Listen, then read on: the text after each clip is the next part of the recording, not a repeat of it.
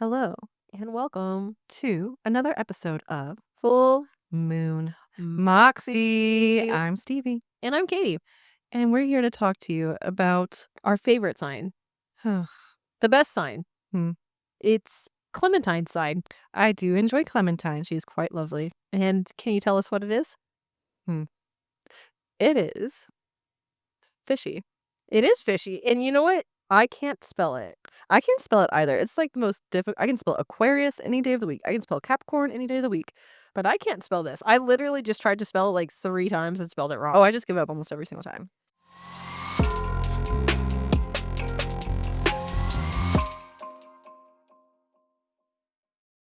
Pisces. Okay, so this first Pisces is a rapper. Okay. This, Lil Jon. no, Snoop no, Dogg. very, very sexy rapper. Very, yeah. So not that, I mean, maybe you find those other humans sexy, but this human is very sexy. What decade of rapping was he? Current. Current. Also, and I Oh, may I guess? yes, you may. Is it The Weeknd? It's not The Weeknd. I wouldn't call The Weeknd a rapper, but True. yeah, not primarily English speaking. Oh, is it Bad Bunny? It is Bad Bunny. Okay, so let's do another one. Let's pick someone who is not a musician. Okay, rolling the dice, finding. There's some really good musicians in here, though. I mean, it makes sense because Pisces is quite the emotional and Yeah, creative yeah. sign. Yeah, okay, so let's go musicians then. So this musician is known for not giving a F about what the media thinks of them. Okay, I feel like that's a lot of musicians. Okay, had a very big album last year. Chappelle Roan?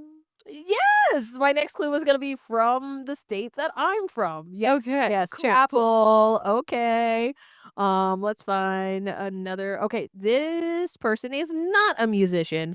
They are a famous scientist. What form of science? Is it Phys- Bill like Nye? physics. Oh, Physics. okay. Albert? Einstein is Albert Einstein. Let's go. Let's do one more. This because we have to. This person recently tragically passed away. Oh no, does she have red hair? Sometimes. Is it Madame O'Hare? Yeah. The incomparable, the legend, Catherine O'Hara. I will miss you forever. She's in a better world right now. I mean, for real, when it happened, my sister texted me and I was like, I'm devastated. And then my other sister was like, devastated? I don't even know who that is. Beetlejuice, Home Alone, Schitt's Creek, like Best in Show, everything Christopher Guest ever did. Like, you don't know Catherine O'Hara. And then finally, like, we started sending pictures and she was like, oh, her. That person. And I was like, Go. I love you, but go. Yeah, my mom actually made at least I think is a nice comment.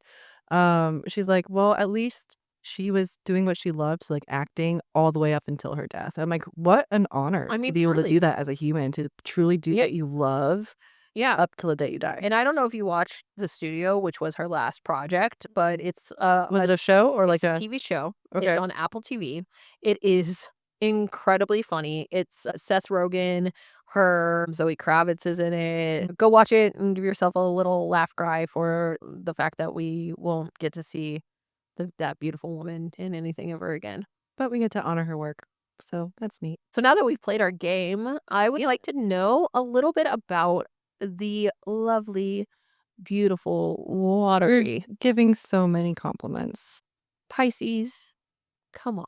For me, whenever I don't initially like someone, they're usually one of 2 signs. It's like when you first meet someone, you interact, I'm still cordial, whatever, but, like, there's something in me that's like, I don't like this person. Typically, it's because they're a Pisces or a Virgo, but typically it's a Pisces, and so it's just, fire, water, we don't always mesh. Can we make it work? Yes. Do I have some friends that are Pisces, and do we get along? Sure. But there's just always something about them that I just don't necessarily trust fully. And that could just be, from my experience with Pisces on a family level. Yeah, I mean, it could be. Yeah. When I think of a Pisces, and I think about my nephew, who I just love, and every time my sister, she'll be like, He's a sensitive boy," and I'm like, He's a Pisces. he's a Pisces. He's just such a Pisces, and he's like a boy's boy too, but also like just this sweet little watery Pisces boy." Right. And, like, I haven't really talked about it much yet on this podcast, but there are different expressions. By that, I mean there's, a maturation of the signs. So you can have a very immature version of the sign. So I'll use my sign, for example, for Sagittarius, like truly being a hoe. If you're going to be a hoe, like by all means, stay ethical and all that fun stuff and stay safe, number one. But like an immature version of a Sagittarius would be someone who's like just sleeping around, not caring, just blurting out whatever they want, not caring whose feelings they're hurting, maybe being little, and by a little, I mean a lot reckless. On the Piscean side, that immaturity comes up as someone who victimizes themselves a lot. You know that it's interesting that you say that because I was literally reflecting on that today. I was driving and I was thinking about like my past and how toxic of a Gemini I used to be. Like Mhm. almost exactly what you're saying about how back and forth I used to be, how flighty I used to be, how I've hurt people. And now I'm like, that's totally all of the toxic, immature Expression trait of a that Gemini. as Pisces, as their best, highest self. They're very articulate, they're very imaginative, intuitive, empathetic without absorbing and taking on too much of that energy of others and then spiraling down. It's really hard to do that too. It is. So we'll just dive in. Shall we just dive in? Yeah, I want to hear all about it. Get it, water. We're diving in. Anyway, Pisces, you're looking at people born between February 19th. Wait. February 19th? I believe so. Unless I wrote it wrong and misread my handwriting. Because if that's true, then Clementine's not a Pisces. Oh my god, is Clementine an Aquarius? Is she an Aquarius? Oh my god. Clementine's not a Pisces. She's an Aquarius? She's an Aquarius. We would like to redact our former statement. About Clementine. Clementine is, in fact, an Aquarius. I don't know why I thought she was a Pisces. I can't do math. Maybe deep down you wish she was a Pisces? I really blame the Florida public education system. But yeah, February 19th. Let's go back. Okay, let's run it back. Okay. Okay. So I just want to acknowledge what just happened, right? Sometimes we We're get wrong. things wrong, And that's okay. and that's okay. So it's February 19th through March 20th. I'll go through the three different types of Piscean. So the first part of Pisces, and this makes sense why you probably thought Clem was a Pisces, they're very Aquarian like. They're the visionaries. One of the dark sides of Pisces is because they are constantly in this dream state, essentially. Like they're very whimsical, they're very thinking in their head a lot. They are prone to things like addiction. And this first chunk of Pisceans tend to be more so, even though you see it throughout the entire spectrum of Pisces. Do we think that's because they, like you were saying, they take on a lot, and so It could sometimes they be. don't know how to like transmute that? Like, it could be, like, not knowing how to transmute things, when we're looking at addictions, it could just be, like, wanting to numb things or even just, being in a daydream and you get to experience, like, "Oh, I'm just daydreaming with just my eyes, but now I take the substance and I can feel it in my body," right? Oh, I can, like, hallucinate on purpose and, like, see all these wonderful things and, like, just further this creative expression, this creative, like, vision of the world, right?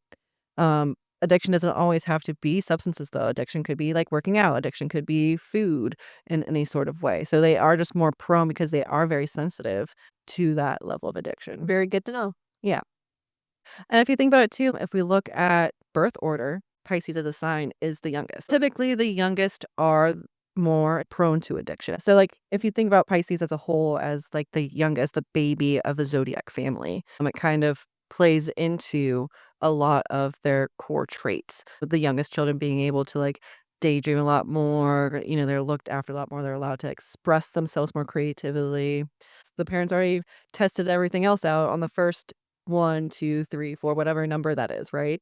So the youngest typically get away with a lot more. Oh my gosh, that is so true. So the next set of Pisceans are going to be that March 1st through 9th. These folks, they're more influenced by Cancer and are just highly empathetic. So these are your feelers. They're wanting to do humanitarian work and just be with people and cry with people. Last but not least, you have the March 3rd through 20th. So that last little section of Pisces who are more influenced by Aries and the sun. They have that propensity for addiction, but they are your risk takers. They are a little bit more impatient, but also just the more go-getter aspect. If they have a creative vision, they're going to follow that vision through versus just keep daydreaming about it. That's so interesting. Yeah. I can kind of see, honestly, knowing you and your personality, why Pisces might rub you the wrong way. Do tough. It's funny because you're woo-woo too, but you're very much of a logic thinker. You know what I mean? You're not a person who leads with your emotion. We need all types, right? And I would say you're a person who leads with logic.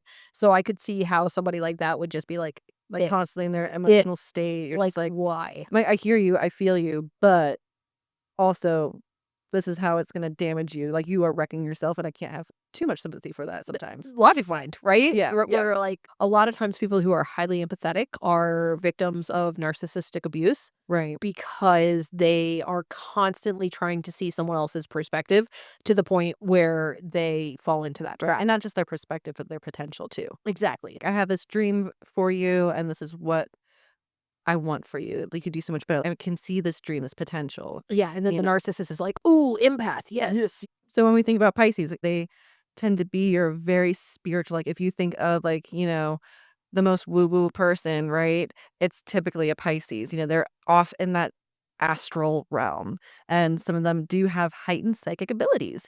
Whether you believe it or not, they have that ability because they have 2 feet in the spiritual realm and the emotional realm and just, like, a hand waving out in the physical realm, but That's so interesting. I've been reading about people who have psychic abilities, people who can astral project, people who, when we enter our dreams, we're actually entering a different realm. And like, ooh, that gave me I know, chills. because the Ugh. things that you and I have talked about in terms of like dreaming, right? Just the dreams that I've had, I'm like, And so it'd be interesting to see, like, I've been trying to think through like a zodiac lens, like what is the connection between your ability to astral project and your zodiac sign?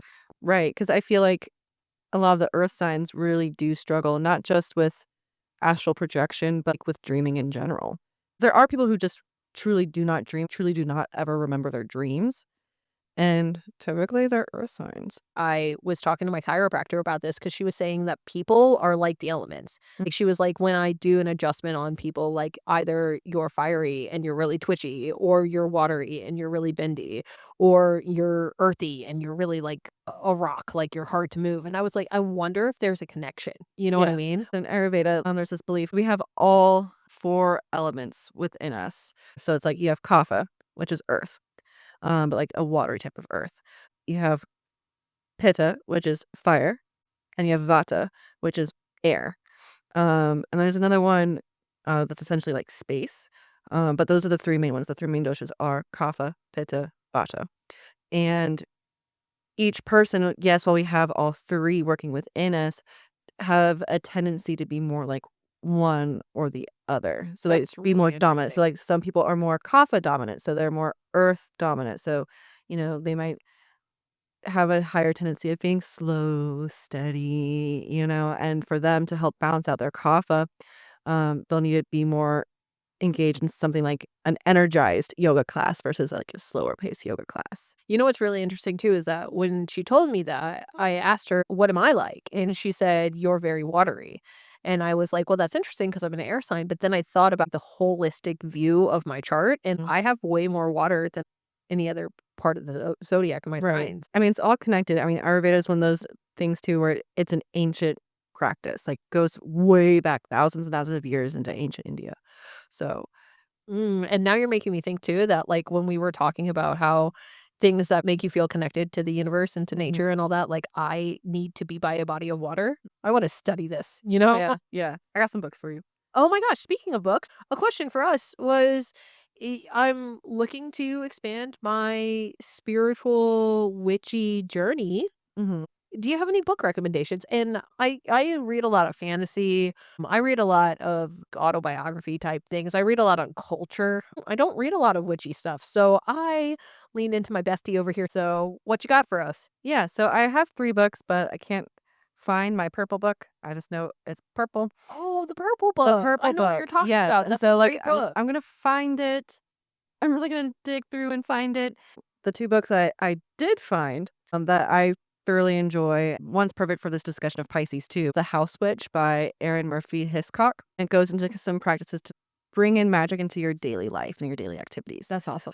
She has a few other books as well written by her in a similar format, and it's very beautiful. It's really easy to read, and you don't necessarily have to read it chronologically. You can bounce throughout it. Another one, which is really good for people who are empathic, is The Esoteric Empath by Raven Digitalis. And it really goes through some nice practices on how to evolve and protect yourself as an empath. Literally looking that one up right now because I need that one. Yeah, so really good book, perfect for your Piscean friends to help them just ground themselves, right? So those are my 2 book recommendations. So diving back into Pisces, I like to go over like what does Pisces rule? When it comes to the body, Pisces is in charge of the feet and the lymphatic system. Like, and if you think about the lymphatic system, it's there to cleanse out the body from any kind of thing that it takes in. Its season is winter. Its ruling planet is Neptune. It used to be Jupiter, but as we discovered more planets, Neptune became the ruler of Pisces. The chakra associated with Pisces is the crown chakra, which is at the very tip top of our body, the top of our head, and that's kind of the connection. That's the chakra that's associated with our connection with the spirit realm and deep meditation. That totally makes sense. And now that I'm thinking about the Pisces that I know, they are very, very spiritual humans. It's so important because they are constantly in this ethereal space for them to develop some form of grounding practice. Otherwise, they swim down the wrong stream, so to speak. You know what's really interesting is that I always carry around crystals in my pocket. Mhm. And the nephew I was telling you about, he loves crystals too. My grandma passed away recently. At her funeral, he was being so sweet and so emotional. And I sometimes feel like I need to take one of the crystals out of my pocket and give it to the kids. So every once in a while, I'll just grab one and give it to him. That day, his energy was telling me that he needed one. And so I walked up to him. I gave him the crystal. He was playing with it. He loved it. He was so excited. And later that day, it broke. Oh, wow. I know, and he came to me and he was so sad and he was like, "Hey, Katie, my crystal broke." And I was like, That "That's means that okay. That means that you really did need it and it did its job." yeah, it's beautiful.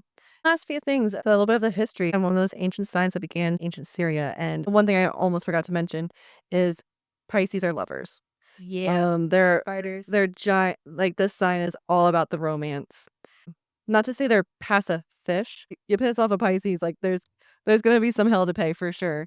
But it's because they feel so much, they love so hard.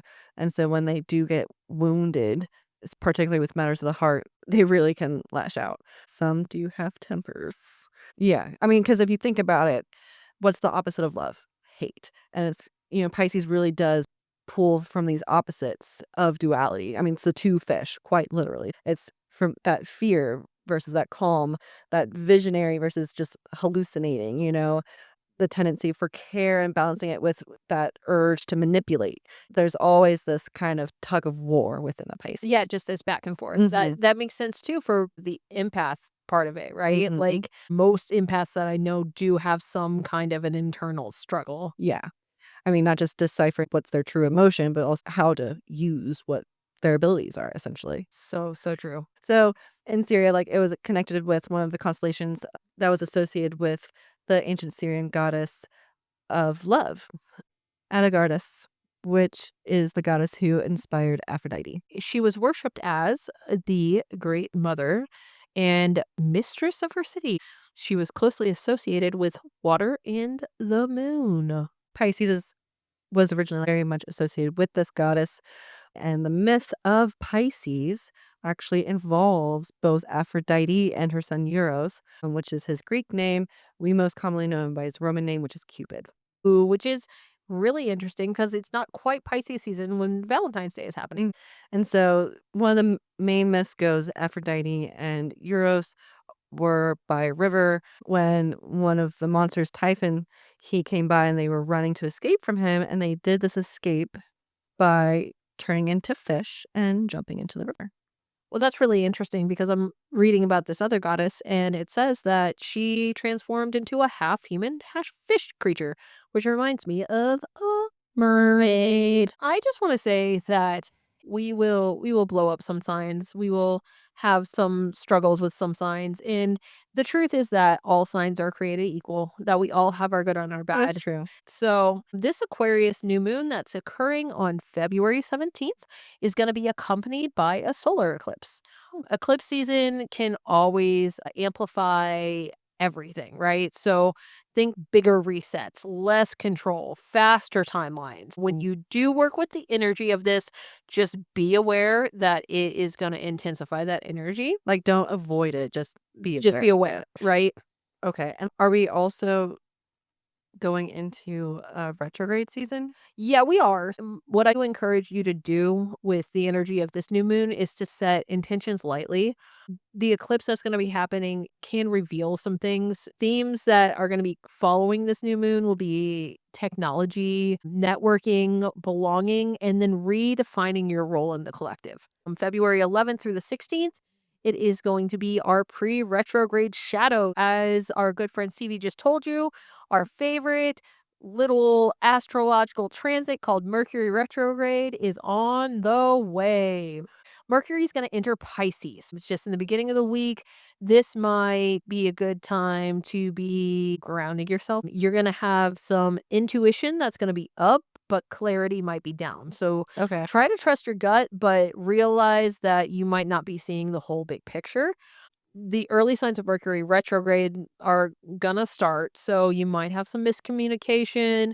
If you're traveling, expect maybe some delays. You might be feeling some kind of deja vu, like, "Ooh, have I been here before? Have I felt Mhm. this before?" But double check plans, messages, assumptions. Just Just don't know, jump into whatever your first assumption is, like, because it's also good to remember that we are in a major Aries transition as well. absolutely, because Saturn is going to enter Aries on February 13th. This is a major tone shift. Personal responsibility, leadership, disciplined action. This is a time to ask yourself, where do you need to grow up, commit, or take initiative in your life? Damn. So, and again, think about it, journal on it, reflect on it. Maybe not time to take that action yet. Mhm. But when you think about yourself as a leader, where am I showing up and where could I be better? Like, it's always good, as a leader to reflect. I had a moment this week where somebody shared something with me and, like, immediately I got into my feeling. I Mhm. talked to a friend about it, and my friend was like, "Maybe that's their insecurity." And then I was like, "Well, as a leader, actually, what I should be doing is reflecting on how I can make them feel more secure." And I went back to them and I was like, "Hey, thank you for the opportunity to reflect on that. I want you to know that this is what I'm gonna do differently to make sure that I'm showing up in the way that you need me to." Right, I think that's an important demonstration of the gut response was to, like, "Oh, now I'm feeling a certain way," but taking that space, taking that pause, still acting, right? Like, we're not just brushing it under the rug, but we're still acting. Absolutely, 100%. And then we're coming into Mercury retrograde. So this is going to go from February 26th to March 20th. It's a long stretch. The Doing a shadow's lot of already going to be Pisces happening, season. right? So just expect that this is going to be going on for a while. And by the time you're listening to this, we're going to be in the shadow, right? So it's going to be a time to make sure you're reflecting, reworking, and releasing any old mental patterns. Okay. Great time to go to therapy. I mean, and honestly, what a perfect time. So, like, one thing with when it comes to retrogrades, Mercury retrograde in particular, it doesn't always have to be bad. It tackles each sign differently. Some signs aren't really affected, right? Or seemingly not as affected. But it doesn't necessarily have to be a bad thing. Like, what a perfect time to reflect as we enter this final state of winter, because literally got like 6 more weeks of winter, and then we start coming to spring, which, this final Mercury of retrograde, that period is those final weeks of winter before we get to, you know, enjoy that internal reflection before you get to blossom and bloom. Absolutely. 100%. And I think that it's a really good time that you can be really thinking about, like I said, journaling, going to therapy, reflecting with your friends before you react or respond. Um, and then really just like the big picture is like think before you move, right? Oh, yeah. Like this is not a time to just trust your gut and make Sign a a contract. yeah, sign a contract, make a snap decision. This is not a good time to enter into a verbal agreement Make sure that any kind of agreement you're getting, written if you have to. But it's really a time to slow down and really, as we're leaving the winter time and as we're preparing for the springtime, to really take that time to reset. I think it's important to note that we're moving finally away from the year of the snake and into The year of the fire horse. the That's year of the right. Are we going to be in retrograde as we enter the year of the fire? Well, so February 17th is the first day of the year of the fire horse. We will already be in the shadow period, but our retrograde does not start till February 26th. So you're going to have a little window there in the fire horse before the Mercury retrograde begins. When I think about the year of the fire horse, I think about determination. I think Yeah. action. I think So about resilience too. yeah, resilience. And I think about all of the things that we're telling you not to do right now. So think about it as like a slow moving, like Slow burn. a slow burn out of the year of the snake and into the year of the fire horse, because the fire horse energy is something that is going to be an energy for action and an energy that's going to help you to move things around. Right. Al- Also, think about what fire does, right? Sometimes fire burns things that, We don't want to burn. yeah, or things that We just do no want to burn. longer serve us That anymore, too. right? When we release things, like with our full moon, Yeah. we oftentimes burn it safely. Yeah, we do a lot. We do a lot of fire Safely. magic. Also, I was thinking about that reading that you gave me at the beginning of the year that I felt so saucy about, right? But like sometimes we got to burn down old systems in our life that are Sometimes no the longer. power needs to fall. Yes, let it happen. I think it's also important too to realize horses in general are social creatures. They are in groups. Yeah. And so we are transitioning from this very independent creature of the snake, shedding its final layer of skin and growing into the collective and an active collective. That is very true. But it's also important to not dissolve into that collective as well. That's true. Yes. Let's end with a little bit of magic for this. Shall we? So I selected the blue die and it landed on this beautiful moon with some stars that help amplify your spell through methods like working with the moon phases or consulting a tarot deck. So let's go ahead and find out what this one means. I'm going to guess that this one is a little bit about working with the moon phases, which is what we were just talking about. Right. So reading from our booklet. So now that you know your intention and what kind of magic to use, let's power up that spell by adding a tool from your magic arsenal. For instance, if you're working with color magic, add a green candle to usher in abundance and light it during the waxing moon, representing growth. Or if you're in the bath cleansing yourself of an ex, keep loving quartz, rose quartz, or another crystal nearby and light some incense for protection while you're at it. Trust your instinct and creativity to use these magical tools in a way that suits you. So, this role is encouraging us to utilize the moon phases. So, the moon, and how perfect for Pisces, right? Like one of the most Literally. lunar intuitive signs. See, I can say positive things about Pisces. I love that for you. I know, I'm growing. So the moon phases. So the moon is an intuitive silvery guide for all witches. Each phase corresponds with sympathetic magic properties. For example, a new moon represents fresh starts and new beginnings. A waxing moon, so think wax on, is ideal for growth. The moon is growing.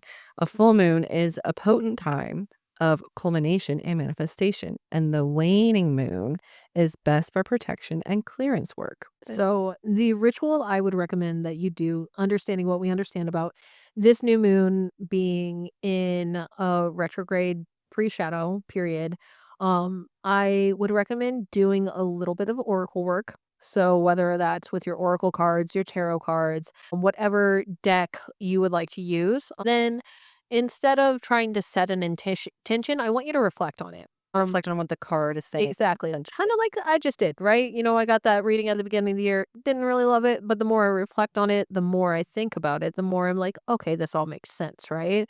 So I want you to reflect on it, whether that be journaling, whether that be talking to a friend, whether that be sending a little bit of love out to this podcast. Just Exactly. do a little bit of divination work, and then if you want to, tell us how it went, because I would love I would love that. Love would to love hear how you yeah. guys are utilizing. The rituals. Mhm. Yeah, and speaking of, can you do us a favor and pull us a Weird Sister card? Can you tell us what the Weird Sisters say about this spell for healing? This image is of a woman with braids over what looks like a cauldron and some flowers. So the North Star has appeared in your psychic sky, signaling that a new pathway is accessible on your personal healing journey. The star is an ancient friend. Maybe the star has been there all along, and now is the time for you to anchor your course in its direction.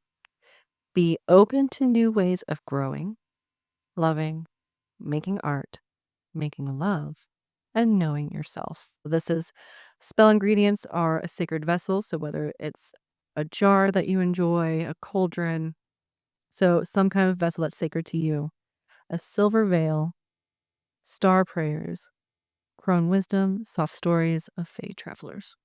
I love that because that's really the perfect cap on what we've been talking about. Very Piscean. And just to wrap it back around to Pisces, it's a great opportunity for us to lean into the collective healing that we all need right now. I really appreciate you, Pisces. I really appreciate you, Stevie. And I've really enjoyed this episode of Full Moon. Moxie.